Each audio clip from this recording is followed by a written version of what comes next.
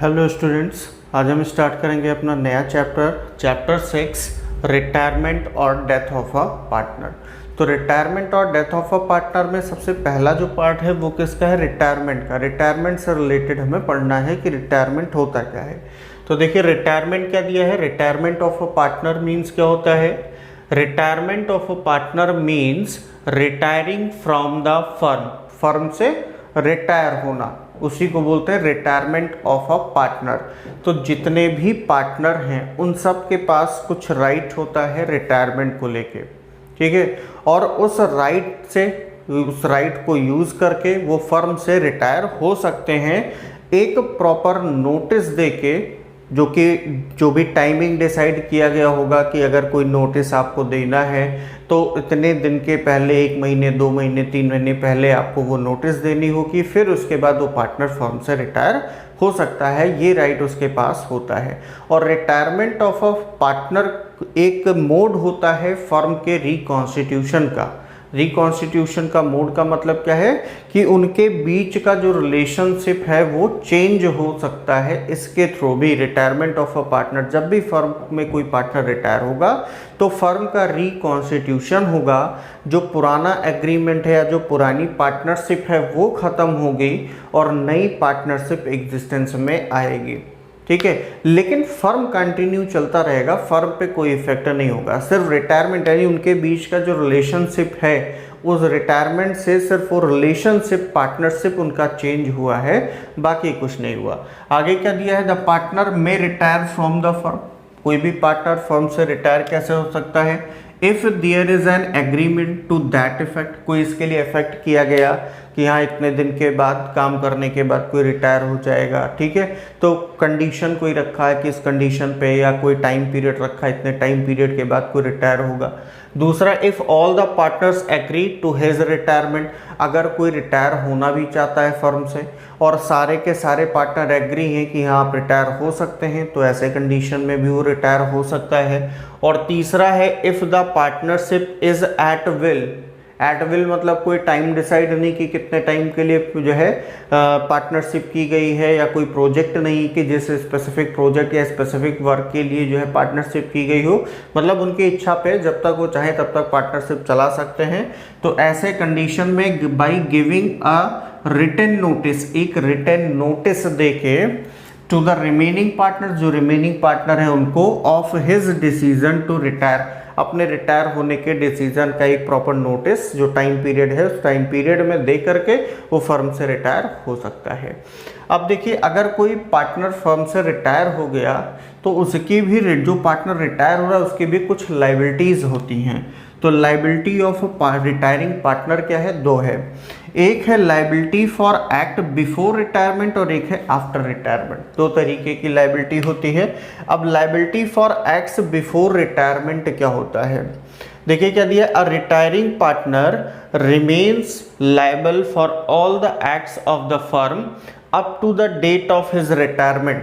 मतलब उसके date, retire होने की डेट तक अगर कुछ भी बिजनेस में हुआ है तो उसके लिए वो लायबल होगा, उसके लिए वो लायबल होगा, भले ही वो रिटायर हो गया है तो क्या, ठीक है। हाउएवर अ रिटायरिंग पार्टनर में be discharge from his liability. वो अपनी लाइबिलिटी से, इस लाइबिलिटी से डिस्चार्ज हो सकता है, क्योंकि अब वो तो फर्म में है नहीं। तो आगे जो भी होगा, जो भी एक्ट्स है, जो भी ट्रांजेक्शन्स होंगे, इवेंट्स होंगे, उनके लिए वो लायबल अगर नहीं होना चाहता, क्योंकि होना भी नहीं चाहिए, कोई रिटायर हो गया, अब वो फर्म में क्या हो रहा है उससे कोई मतलब नहीं है। तो वो ऐसे कंडीशन में जब वो रिटायर हो जाए तो वो अपनी लायबिलिटीज़ को डिस्चार्ज कर भी सकता है। कैसे? वो रहेगा, थर्ड पार्टी रहेगी और बाकी जो कंटिन्यूइंग पार्टनर्स हैं उनके बीच में एक रिटन कॉन्ट्रैक्ट होगा, एग्रीमेंट होगा, उसके थ्रू वो जो है डिस्चार्ज हो सकता है। By an agreement between himself, third party and the continuing partners. उसके थर्ड पार्टी और जो कंटिन्यूइंग रिमेनिंग पार्टनर है, उसके रिटायर होने के बाद जो पार्टनर बचते हैं उनके बीच में एक एग्रीमेंट होगा जिसके थ्रू वो फर्म अपनी लायबिलिटी से डिस्चार्ज हो सकता है। Section 32 subsection 2। अब आफ्टर रिटायरमेंट क्या लाइबिलिटी है? Liability for acts after retirement. ये तो बिफोर हो गया। बिफोर का मतलब कि जिस दिन वो रिटायर हो रहा है, मान लीजिए कि वो पार्टनर रिटायर हो रहा है 1 अप्रैल 2019 को, तो इस 1 अप्रैल 2019 को रिटायर हुआ, तो इसके पहले के जितने भी एक्ट्स होंगे उनके लिए वो लायबल होगा रिटायर होने के बाद भी। लेकिन अगर वो चाहता है कि मैं रिटायरमेंट के बाद उसके लिए लायबल नहीं रहना चाहता, तो वो अपनी लायबिलिटीज़ को डिस्चार्ज भी कर सकता है। कैसे? खुद जो पार्टनर रिटायर हो रहा है वो, थर्ड पार्टी, और थर्ड पार्टी मतलब इसके पहले जिनके बीच में ट्रांजेक्शन्स वगैरह हुए हैं, और जो कंटिन्यूइंग पार्टनर हैं उनके बीच में एक रिटर्न एग्रीमेंट होगा जिसके थ्रू वो अपनी लायबिलिटी से डिस्चार्ज हो सकता है। बिफोर आफ्टर रिटायरमेंट क्या है? A retiring partner also continues to be liable to third parties for the acts of the firm even after his retirement until a public notice of his retirement is given. मतलब कि वो तब तक उसके लिए liable रहता है जब तक कोई भी, मान लीजिए कोई ट्रांजैक्शन होता है, तो अगर रिटायरमेंट के बाद भी कोई ट्रांजैक्शन हो रहा है तो उसके लिए वो लायबल तब भी होगा, रिटायरमेंट के बाद भी। लेकिन वो रिटायरमेंट तब तक रहेगा जब लायबिलिटी तब तक रहेगी जब तक कि एक जो है प्रॉपर पब्लिक नोटिस इशू नहीं कर देता फर्म कि ये जो है पार्टनर हमारा फर्म से रिटायर हो चुका है, तो अब आगे से जो भी लायबिलिटीज़ होंगी उसके लिए वो लायबल नहीं होगा।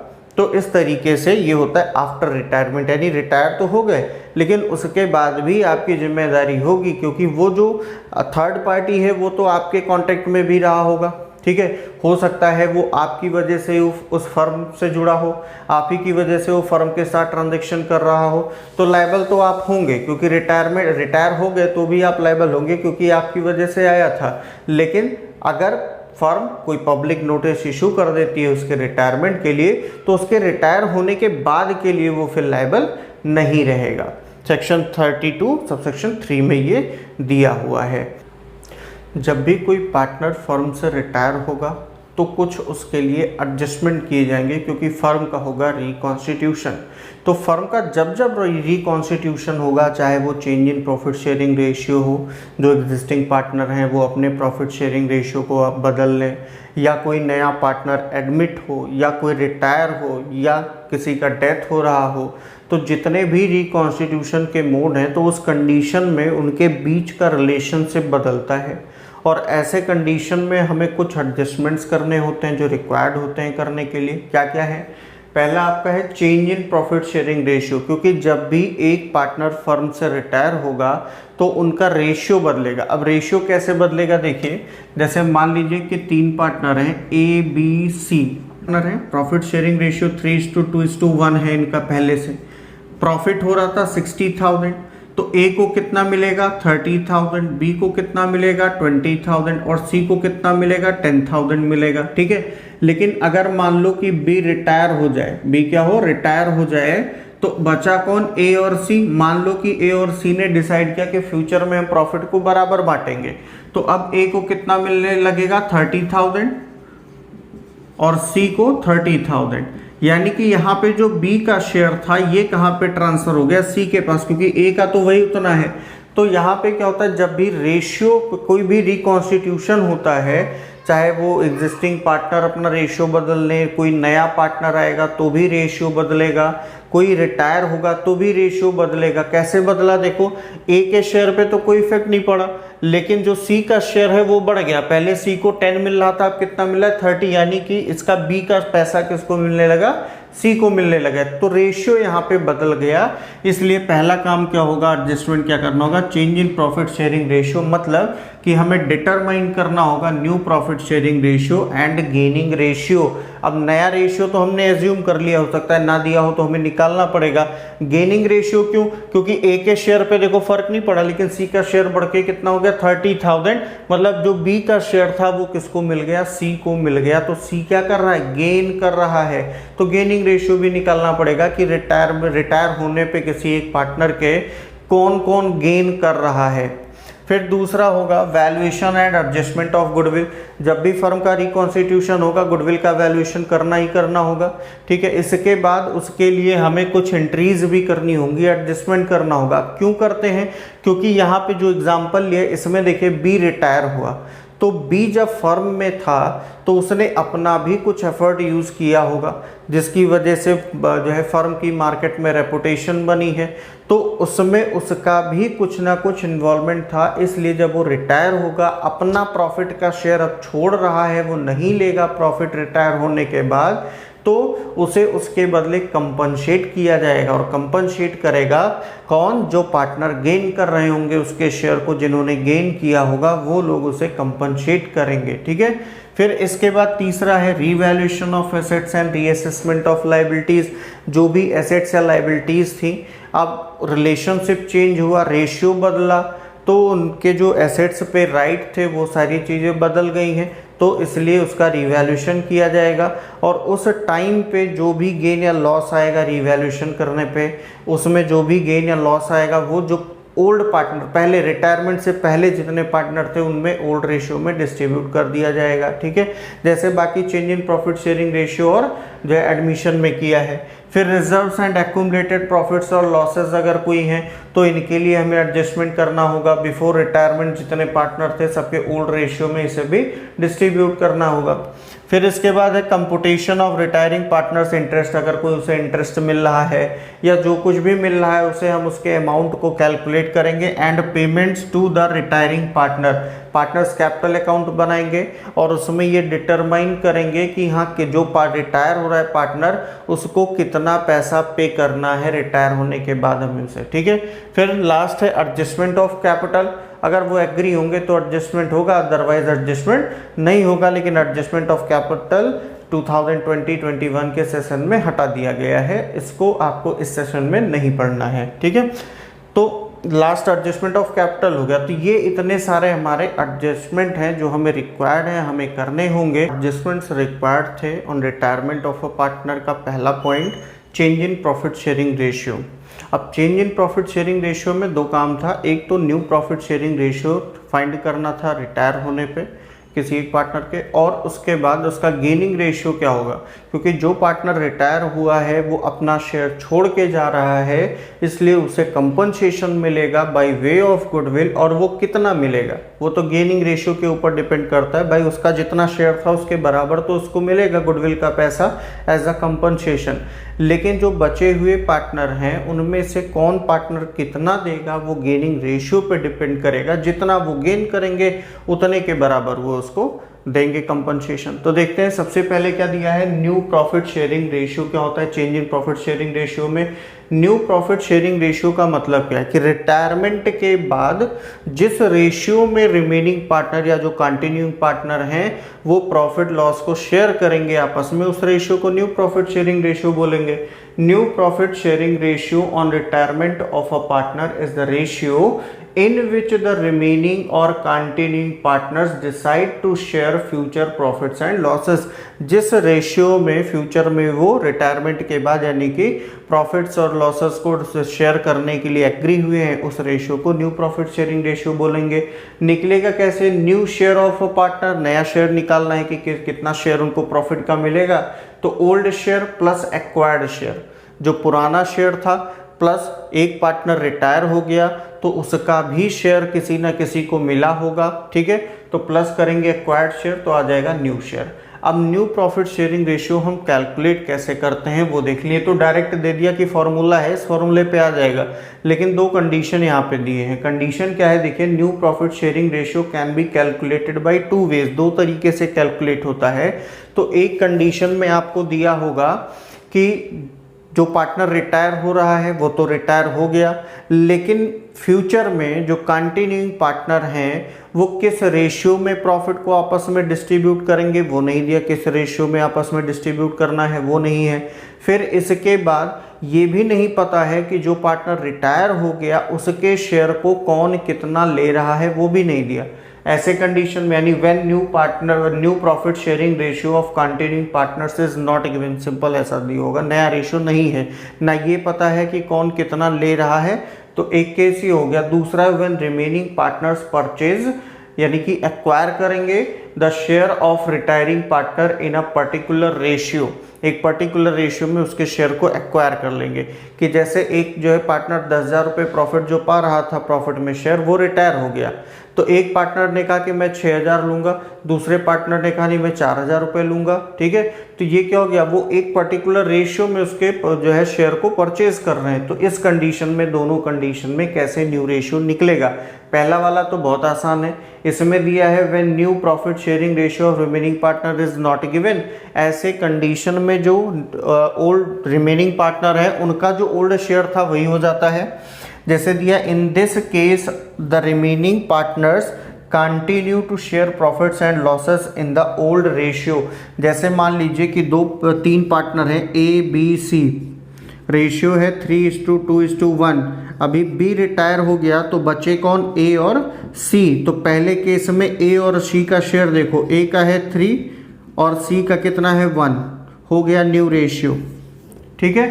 तो पहला केस जब नया प्रॉफिट शेयरिंग रेशियो या कौन कितना एक्वायर कर रहा है कोई इंफॉर्मेशन नहीं होगा, तो ऐसे कंडीशन में जो उनका रिमेनिंग शेयर होगा, ओल्ड जो रिमेनिंग पार्टनर है उनके शेयर का वही उनका न्यू प्रॉफिट शेयरिंग रेशियो हो जाएगा। In this case the remaining partner continue to share profits and losses in the old ratio. तो ए और सी का ओल्ड कितना था, 3 ए का था, सी का 1 था, 3:1 में शेयर कर लेंगे। दूसरा कंडीशन है when remaining partners purchase the share of retiring partner in a particular ratio, particular ratio में खरीदेंगे। तो सबसे पहले निकाल लें कि जब पर्टिकुलर रेशियो में खरीद रहे हैं तो उसका कितना शेयर उसको मिला। तो यहाँ पे रिमेनिंग पार्टनर्स विल गेन, कितना उसके शेयर को गेन करेंगे। तो रिटायरिंग पार्टनर का जो शेयर होगा, जो पार्टनर रिटायर हो रहा है उसका share, into ratio in which they acquire, जिस रेशियो में वो एक्वायर करेंगे। मान लीजिए इन्होंने कहा कि हम इक्वली एक्वायर करेंगे 1:1 में। अब रिटायर हो रहा है बी, इसका शेयर है 2/6, कितना है 2/6। तो यहाँ पे क्या करेंगे, रिटायरिंग पार्टनर का शेयर 2/6 और एक्वायर दोनों बराबर कर रहे हैं तो 1/2, तो 2 कैंसिल हो जाएगा, यानी 1/6 एक्वायर करेगा एक पार्टनर, 1/6 एक्वायर करेगा दूसरा पार्टनर। तो रिमेनिंग पार्टनर न्यू शेयर क्या हो जाएगा, जो ओल्ड रहा होगा उसमें 1/6 एक्वायर किया, जोड़ लो, न्यू रेशियो आ जाएगा। इसके बाद है गेनिंग रेशियो। तो गेनिंग रेशियो क्या होता है, gaining ratio is the ratio in which the remaining partners will pay the amount of goodwill to the retiring partner। जो पार्टनर रिटायर हुआ अपना शेयर छोड़ के जा रहा है, अब वो प्रॉफिट नहीं लेने आएगा तो उसके बदले उसे कंपनसेशन मिलेगा। कंपनसेशन कैसे मिलता है, बाय वे ऑफ गुडविल। और कितना कंपनसेशन कौन पार्टनर देगा वो डिसाइड करता है उनके गेनिंग रेशियो में, जितना उन्होंने गेन किया होगा उतने शेयर के बराबर वो उसे कंपनसेट करेंगे। तो कैलकुलेट कैसे करेंगे, पहले केस में बहुत ही आसान है कि जैसे यहाँ पे न्यू रेशियो आपने देखा था कि रिमेनिंग शेयर हो गया, यही इनका गेनिंग रेशियो भी हो जाएगा 3:1। इसमें कैलकुलेट करने की जरूरत नहीं होगी। दिया है gaining ratio of remaining partner will be equal to old share, जितना ओल्ड शेयर था उसी के बराबर होगा। और दूसरे कंडीशन में when remaining partners acquire the share of retiring partner in a particular ratio और new profit sharing ratio of remaining partners given, एक पर्टिकुलर रेशियो में एक्वायर कर रहे हो या नया प्रॉफिट शेयरिंग रेशियो ऑलरेडी दे रखा हो, तो ऐसे कंडीशन में gaining ratio is equal to क्या करना है, new ratio minus old ratio कर देंगे तो गेनिंग रेशियो आएगा। लेकिन एक बात ध्यान रखना, कभी अगर कैलकुलेट करते टाइम निगेटिव आ गया तो निगेटिव आपका क्या हो जाएगा, फिर इस कंडीशन में सेक्रीफाइस हो जाएगा। ये ध्यान रखिएगा कि कभी ये फॉर्मूला यूज किया और आंसर निगेटिव में आया तो क्या हो जाएगा, सेक्रीफाइस हो जाएगा। अब हम इसके एक दो क्वेश्चन को भी सॉल्व करेंगे जिससे हमको अच्छे से ये क्लियर हो जाएगा। यहाँ पे 3 क्वेश्चन लिया है, तो सबसे पहले सॉल्व करते हैं पहला question. A, B and C were partners sharing profits in the ratio of 5:4:1. Find the new ratio of the remaining partners if C retires। अगर C रिटायर हो गया तो रिमेनिंग पार्टनर्स का न्यू रेशियो क्या होगा। तो दो तरीके से हम रेशियो को कैलकुलेट कर सकते थे। पहला कंडीशन था जब न्यू प्रॉफिट शेयरिंग रेशियो नहीं दिया होगा, या फिर हम कह सकते हैं कि जो रिमेनिंग पार्टनर हैं वो उसके शेयर को एक्वायर कितना कर रहे हैं वो इन्फॉर्मेशन हमारे पास नहीं है। हमको ये पता है कि हाँ 3 पार्टनर थे, उसमें से एक रिटायर हो गया, बस हमें इतनी इन्फॉर्मेशन है। तो ऐसे कंडीशन में हमें करना क्या है, तो इसका देखिए सॉल्यूशन क्या हो जाएगा। सबसे पहले रेशियो लिख लीजिए, A/B/C इज इक्वल टू कितना है 5/4/1। अब यहाँ पे देखिए C रिटायर हो रहा है, तो C रिटायर्स, तो रिमेनिंग बचा कौन, A और B। अब A और B का जितना शेयर है लिख लो सिंपल सा, A का कितना है 5 और B का कितना था 4, यही हो गया इनका न्यू रेशियो। ये आंसर हो गया क्या, न्यू रेशियो। और अगर हमें इसी में पूछ ले कि गेनिंग रेशियो क्या होगा, तो गेनिंग रेशियो, तो गेनिंग रेशियो हमारा A/B इज इक्वल टू 5/4 ही हो जाएगा। कितना, 5/4, क्योंकि ऐसे कंडीशन में जो ओल्ड शेयर होता है उसी के बराबर न्यू शेयर होता है और उसी के बराबर गेनिंग शेयर भी होता है। ठीक है, तो 5/4 हो जाएगा गेनिंग रेशियो। अब देखते हैं क्वेश्चन नंबर 2 और इसका सॉल्यूशन देखेंगे। सेकेंड दिया है X, Y and Z were partners sharing profits in the ratio of 3:5:7. Z retires and his share was taken by X and Y in the ratio of 3:2. Find out the new ratio. दूसरा का case जो था जिसमें हमें पता होगा कि future में वो किस रेशियो में प्रॉफिट को आपस में शेयर करेंगे या फिर एक्वायर कितना करेंगे फ्यूचर में, उसके रिटायर होने के बाद उसके शेयर को कितना एक्वायर करेंगे वो दिया होगा। तो X/Y/Z is equal to, ratio क्या है 3:5:7। Z रिटायर हो रहा है तो Z रिटायर्स। अब देखो यहाँ पे X और Y ने 3:2 के रेशियो में एक्वायर किया, तो X एक्वायर्स 3:2 का मतलब 3/5 ऑफ Z's शेयर। तो Z का शेयर कितना है देखिए 7 और divide by sum of ratio, तो कितना हो जाएगा 7/15। 7/15 Z का है और कितना एक्वायर किया 3/5। ठीक है, अब एक काम करें कि हम इसको काटेंगे नहीं, हम इसको क्या कर लें, डायरेक्ट मल्टीप्लाई कर लें 21/75। फिर Y acquires 2/5 of Z's share, तो 7/15 इंटू 2/5 इज इक्वल टू कितना हो जाएगा 14/75। ये तो Z का शेयर हो गया और इंटू किससे होता है, जितना एक्वायर किया होगा, कितना एक्वायर किया 2/5, तो 2/5 से मल्टीप्लाई किया। अब देखिए X न्यू शेयर क्या हो जाएगा, X new share is equal to क्या फॉर्मूला होता है, old share plus acquired share. तो ओल्ड कितना था, ओल्ड था इसका 3/15 का 3/15 और एक्वायर कितना किया 21/75। अब देखो इसमें अगर 5 से हम मल्टीप्लाई करें तो डिनोमिनेटर बराबर हो जाएगा, तो ये कितना हो जाएगा 15 + 21/75 और ये कितना हो जाएगा 36/75।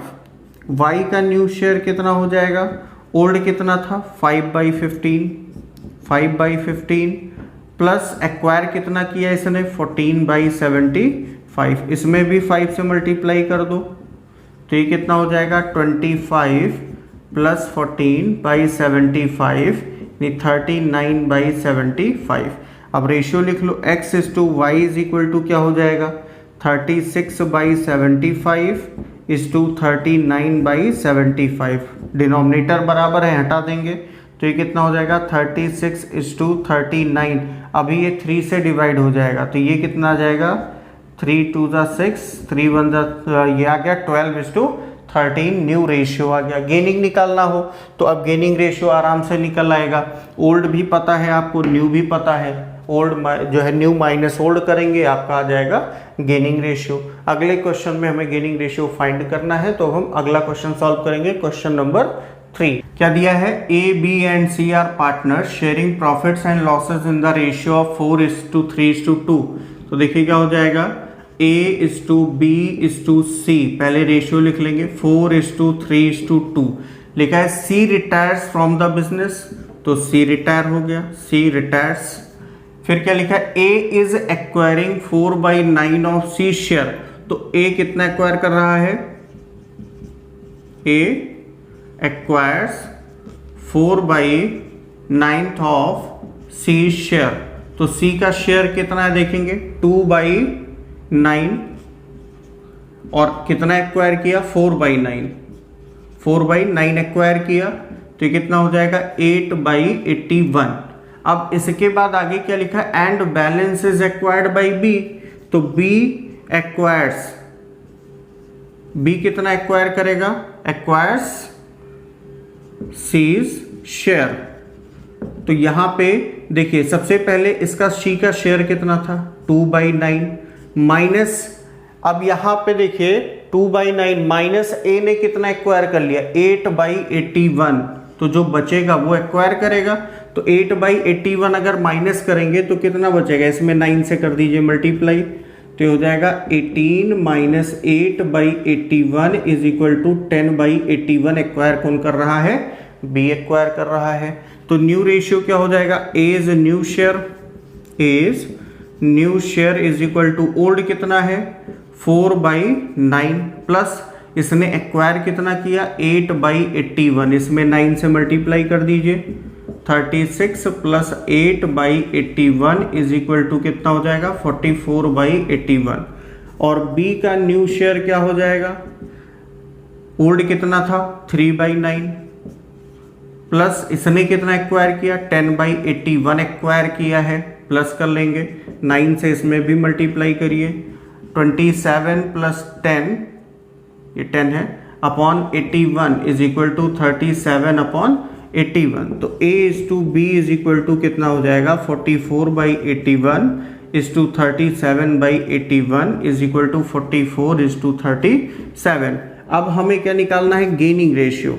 तो गेनिंग रेशियो का फॉर्मूला लगाएंगे न्यू माइनस ओल्ड, तो a का गेनिंग कितना हो जाएगा, न्यू कितना है 44 by sum of ratio 7 4 11 4 3 7 1 8 minus old कितना था 4/9, इसमें 9 से मल्टीप्लाई करिए, तो ये कितना हो जाएगा 44 माइनस 36/81 और ये हो जाएगा 8/81।